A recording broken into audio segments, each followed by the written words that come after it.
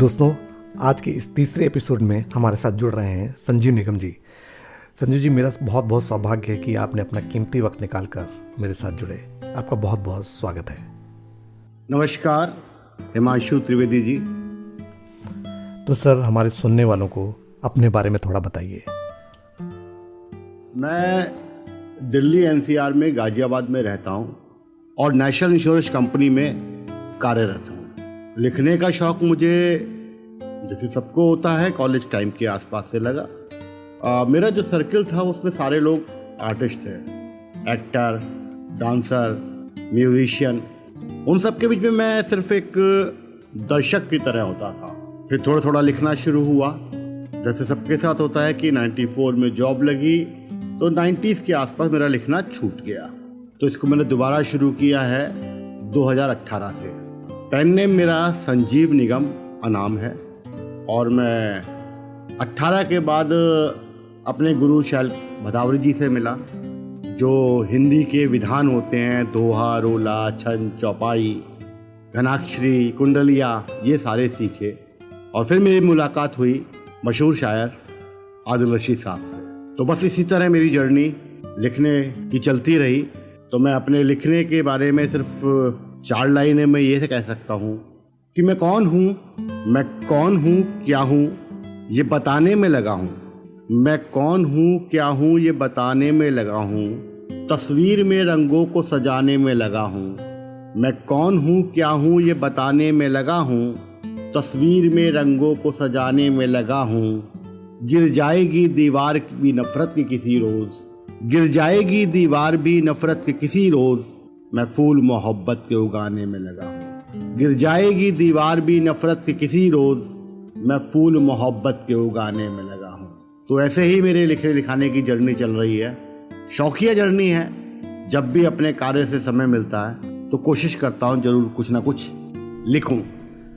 वाह, क्या बात है। आपको मैंने कई बार सुना, मुशायरों में, कवि सम्मेलन में और ओपन माइक्स में। तो आपकी ऐसी कोई खुद की लिखी हुई जो आपके दिल के करीब हो, जरा सुना दीजिए। चलिए आपको एक शेर से शुरुआत करता हूँ कि शेर कुछ यूँ हुआ है कि जिस्म से लिपटा रहा दर्द भी जालों की तरह, जिस्म से लिपटा रहा दर्द भी जालों की तरह, जो कुरेदोगे तो छिल जाएंगे छालों की तरह। जिस्म से लिपटा रहा दर्द भी जालों की तरह, जो कुरेदोगे तो छिल जाएंगे छालों की तरह। और एक गज़ल का मतलब पेश कर रहा हूँ आपके सामने कि दिखेगा। चल रही थी सांस जबकि नींद में, जिंदगी जिंदा कहाँ थी नींद में। चल रही थी सांस जबकि नींद में, जिंदगी जिंदा कहाँ थी नींद में। आई थी मिलने वो बन के ख्वाब फिर, आई थी मिलने वो बन के ख्वाब फिर, और मैं गाफिल था अपनी नींद में। चल रही थी सांस जबकि नींद में, जिंदगी जिंदा कहाँ थी नींद में। आई थी मिलने वो बन के ख्वाब फिर, और मैं गाफिल था अपनी नींद में। और जागती आंखों के सपने सच नहीं, जागती आंखों के सपने सच नहीं, अब जो आना आना सीधी नींद में। जागती आंखों के सपने सच नहीं, अब जो आना आना सीधी नींद में। डबडबाकर थक गई फिर सो गई, डबडबाकर थक गई फिर सो गई, आंख दोनों पर थी गीली नींद में। डबडबाकर थक गई फिर सो गई, आंख दोनों पर थी गीली नींद में। और भूल पाई जो नहीं तारीख वस्ल, भूल पाई जो नहीं तारीख वस्ल, चैन क्या पाती वो गहरी नींद में। भूल पाई जो नहीं तारीख वस्ल, चैन क्या पाती वो गहरी नींद में। ख्वाब का आना भी है संगीन जुर्म, ये दखल देता है कच्ची नींद में। और मक्ते का शेर दिखेगा कि सब उसी दिन भूल जाएगा अनाम, सब उसी दिन भूल जाएगा अनाम। सो गया जिस रोज पक्की नींद में, सब उसी दिन भूल जाएगा अनाम।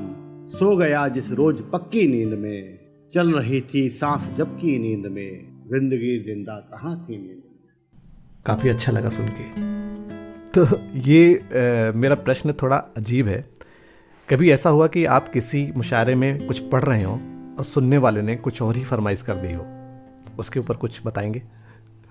ऐसा है हिमांशु कि ऐसा अक्सर होता है और ये देखना पड़ता है कि आप जहाँ गए हैं वहाँ के सुनने वालों का मिजाज कैसा है। और मेरी कोशिश रहती है कि मैं किसी भी मुशायरे, कवि सम्मेलन या ओपन माइक पे जब जाता हूँ तो सबसे पहले ये देखता हूँ कि वहाँ सुनने वालों का मिजाज क्या है। सुनने वालों के मिजाज से आपको पता चल जाता है कि आपको क्या सुनाना चाहिए।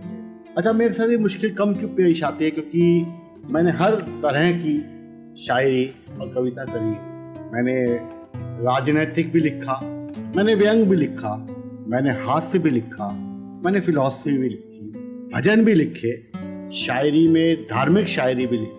तो एज सच मुझे कोई ऐसी प्रॉब्लम आई नहीं। हाँ, ये कई बार होता है कि, और शायरी का ऐसा है कि शायरी अगर दिल तक पहुंच जाए तो उसको फरमाइशों की जरूरत पड़ती नहीं है। लेकिन हाँ, अगर आपके कोई शेर या कोई कविता बहुत मकबूल हो जाती है तो लोग उसकी फरमाइश करते हैं, और आपकी भी कोशिश रहती है कि आप जहाँ जाए वो 2, 4, 10 शेर तो जरूर सुनाएं जो पब्लिक को बहुत पसंद आते हैं। और शायरी के मिजाज वाले लोग अक्सर हर तरह की शायरी सुनते हैं और पसंद करते हैं। तो संजीव जी, ये कह सकते हैं ये मेरा खुद का सवाल है, या हो सकता है कुछ लोग ऐसा सोचते हो जैसा मैं सोच रहा हूँ, ये शायरी दुख दर्द पे ही क्यों लोग लिखते हैं? सवाल बहुत अच्छा है आपका, लेकिन गज़ल का मतलब ही होता है महबूब से बात करना। और अगर आप देखेंगे तो पीछे से अगर आप देखेंगे, शायरी के अंदर सिर्फ दुख दर्द ही नहीं होते, मस्ती मजा भी होता है।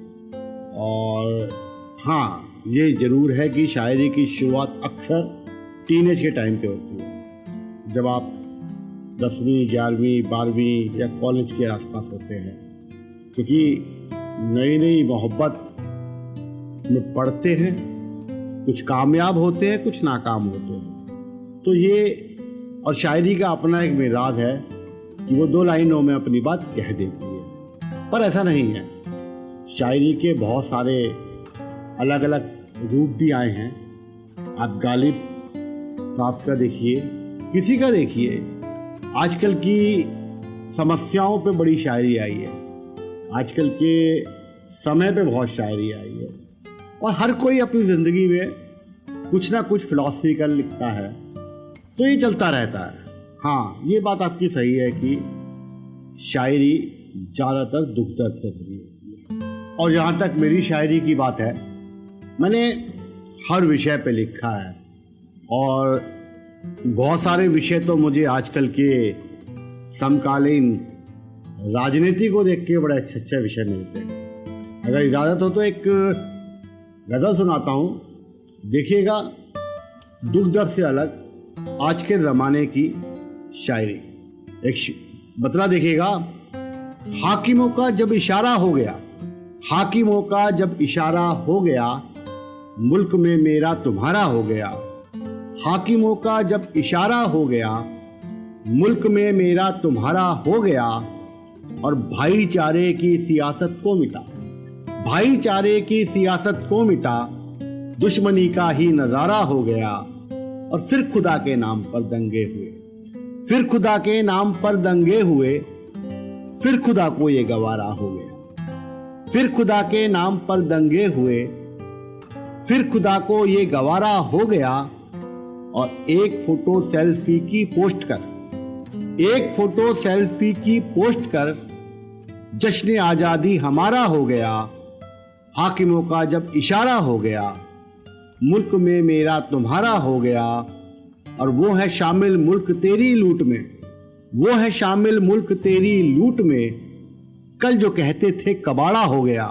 वो है शामिल मुल्क तेरी लूट में, कल जो कहते थे कबाड़ा हो गया, और इस चुनावी साल में तुम देखना, इस चुनावी साल में तुम देखना, नेवले को सांप प्यारा हो गया। इस चुनावी साल में तुम देखना, नेवले को सांप प्यारा हो गया, और साल 70 खा रहे थे लूट कर, साल 70 खा रहे थे लूट कर, कमती क्या अब फर्जीवाड़ा हो गया।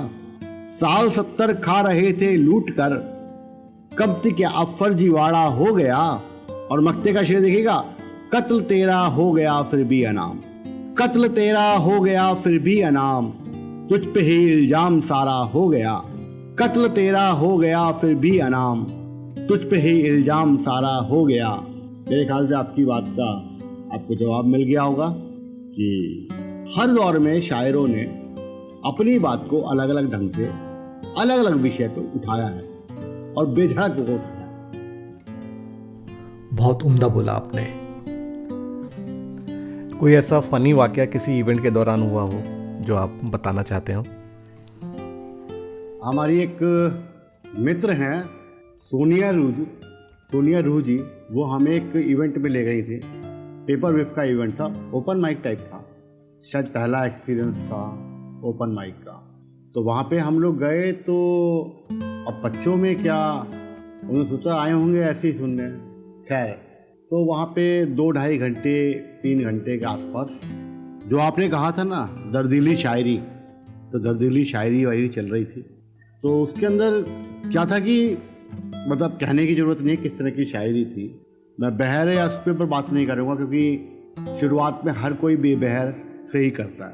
पर जब हमें स्टेज पे बुलाया गया तो हमने पहला शेर सुनाया था कि आशनाई नहीं बर्बाद किया करते हैं, आशनाई नहीं बर्बाद किया करते हैं, हो सिफत जिनमें वो संवाद किया करते हैं। आशनाई नहीं बर्बाद किया करते हैं, हो सिफत जिनमें वो संवाद किया करते हैं। हफ्ते बाद है रहना जरा सा दूर नाम, हफ्ते बाद है रहना जरा सा दूर नाम, इश्क बच्चे नहीं उस्ताद किया करते हैं। हफ्ते बाद है रहना जरा सा दूर नाम, इश्क बच्चे नहीं उस्ताद किया करते हैं। और उसके बाद तो वहाँ पे एक हंगामा सा मच गया था। और हुआ ये कि अब ये शेर मेरा बड़ा सिग्नेचर शेर हो गया है।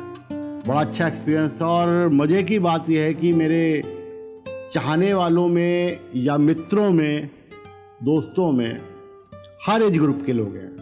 18 से 30 साल वाले भी हैं, 30 से 40 साल वाले भी हैं, और 50, 60, 70 साल वाले भी हैं। तो बड़ा अच्छा एक्सपीरियंस रहता है। और शायद आपके साथ भी मैंने 1-2 प्रोग्राम किए हैं, तो आपने देखा होगा कि मेरा मिजाज किस टाइप का है। तो होता रहता है। सभी के अपने अपने फेवरेट लेखक, कवि, शायर होते हैं। आपका कौन फेवरेट है? हमारे फेवरेट में अगर हम बात करेंगे तो चाचा गालिब को तो कोई मात नहीं दे पाया। जब शायरी करनी भी नहीं आती थी, उस दौर में एक सीरियल आया था मिर्ज़ा गालिब, 86-87 की बात है। और मेरे ब्रदर इन लॉ जापान से एक वॉकमैन लेके आए थे, और वो ऑटो रिवर्स हुआ करता था। उस दौर में ऑटो रिवर्स इंडिया में नहीं मिलते थे। तो जगजीत सिंह, गुलजार और नसीर साहब, इनके कॉम्बिनेशन की गज़ल का सेट मिर्ज़ा गालिब, पता नहीं 1-1.5 साल तक एक ही कैसेट उस वॉकमैन में लगी रही, और पता नहीं कितनी बार सुना होगा। अपने आप रिवर्स हो जाती थी, फिर चलने लगती थी, फिर रिवर्स हो जाती थी, फिर चलने, पता नहीं कितना वक्त चाचा गालिब की गज़लें सुनने में निकाला। तो आज की जो पीढ़ी लिखती है कुछ हिंदी साहित्य के बारे में, आप इनको क्या बोलना चाहेंगे? नए लिखने वालों को मैं सिर्फ एक बात कहना चाहता हूँ कि लिखना शुरू किया है तो बंद मत करना। अच्छा, ये बताइए कि भाभी जी को पहली शायरी कब सुनाई, और फिर सुनकर उनका क्या रिएक्शन था? हिमांशु भाई, फंसाने वाली बात कर रहे हो। हमने एक तय कर लिया है भाई, मेरी हर शेर, हर कविता, हर गज़ल सबसे पहले उन्हीं को दिखाई जाती है। अच्छा, आप दिल्ली में रहते हैं, तो दिल्ली के लिए कुछ 4 लाइनें हो जाएं। चलिए, जैसे इजाज़त हुई है, एक मतलब और 2 शेर सुनिए कि रहता हूँ सराबोर सदा काशी समझ के, रहता हूँ सराबोर सदा काशी समझ के, खेला ना कभी इश्क को यूं बाजी समझ के। रहता हूँ सराबोर सदा काशी समझ के, खेला ना कभी इश्क को यूं बाजी समझ के। और शेर दिखेगा कि बांदी की इजाज़त में न थी इश्क मोहब्बत, बांदी की इजाज़त में न थी इश्क मोहब्बत, दीवार में चुनवाई गई बागी समझ के। बांदी की इजाज़त में न थी इश्क मोहब्बत, दीवार में चुनवाई गई बागी समझ के। और शेर दिखेगा ख़ास तौर पे दिल्ली के लिए कि अंग्रेज नहीं थी वो मुग़ल भी तो नहीं थी, अंग्रेज नहीं थी वो मुग़ल भी तो नहीं थी, लूटा है मगर उसने मुझे दिल्ली समझ के। अंग्रेज नहीं थी वो, मुगल भी तो नहीं थी, लूटा है मगर उसने मुझे दिल्ली समझ के। वाह, क्या बात है, बहुत खूब। तो दोस्तों, ये थे संजीव निगम जी, जिनसे बात करके मुझे बहुत अच्छा लगा। संजीव जी, आपका बहुत बहुत शुक्रिया मेरे साथ जुड़ने के लिए। तो दोस्तों, तो आपसे इल्तिजा है, अगर आप राइटर हैं, लेखक हैं और कुछ लिखते हैं और मेरे ऑडियो पॉडकास्ट से जुड़ना चाहते हैं, तो आपका बहुत स्वागत है। बने रहिए मेरे साथ इसी चैनल पर। तब तक के लिए थैंक यू, शुक्रिया।